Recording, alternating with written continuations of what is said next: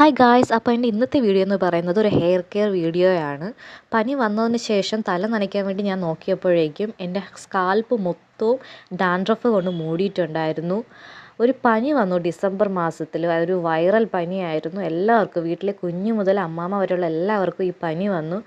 എല്ലാവരെയും ആകെ അങ്ങ് ടയേർഡായി, തലയൊന്നും നനയ്ക്കാൻ പറ്റാത്തൊരു സിറ്റുവേഷനായിരുന്നു. ഫൈനലി ഞാൻ തല നനയ്ക്കാൻ നോക്കിയ ദിവസത്തിലാണ് ഞാൻ ശ്രദ്ധിച്ചത് സ്കാൽപ്പ് മൊത്തവും ഡാൻഡ്രഫ് കൊണ്ട് മൂടിയിട്ടുണ്ടായിരുന്നു. പക്ഷേ ഞാൻ ഒട്ടും വറീഡ് അല്ലായിരുന്നു. കാരണം എൻ്റെ കയ്യിൽ എനിക്ക് ഡാൻഡ്രഫ് വന്നാലും ഹെയർ ഫോൾ വന്നാലും മാറാനുള്ള ഒരു ഓയിലും ഷാമ്പുവും അഡ്വാൻസ് ആയിട്ട് ഞാൻ എപ്പോഴും കരുതി വെച്ചിട്ടുണ്ട്.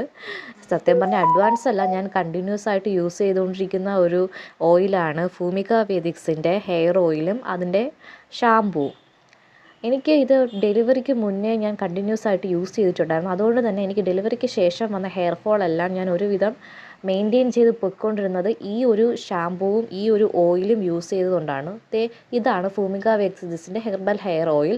പിക്ചറിൽ കാണിച്ചിട്ടുള്ളത് പോലെ തന്നെ ഹെയർ ഫോളും ഡാൻഡ്രഫ് മാറാനും അതുപോലെ തന്നെ നമുക്ക് ഹെയർ ഗ്രോത്ത് ഉണ്ടാവാനും ഒക്കെ നല്ലതാണ് ഈ ഭൂമിക വേദിക്സിൻ്റെ ഹെയർ ഓയിലും ഷാമ്പുവും.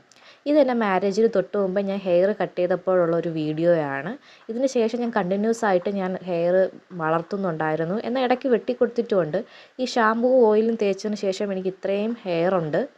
പിന്നെ അതൊരു ഭയങ്കര ഹെയർ എന്നല്ല ഞാൻ പറയുന്നത്, പക്ഷേ എനിക്ക് ഡെലിവറിക്ക് ശേഷമുള്ള ഹെയർ ഫോൾ എല്ലാം മെയിൻറ്റെയിൻ ചെയ്യാൻ പറ്റിയത് ഈ ഓയിലും ഈ ഒരു ഷാമ്പൂ യൂസ് ചെയ്തുകൊണ്ടാണ്.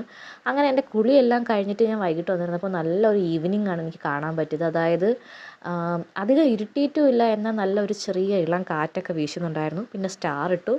സോ അടുത്ത വീഡിയോ കാണുന്നതായിരിക്കും. Tata, bye by.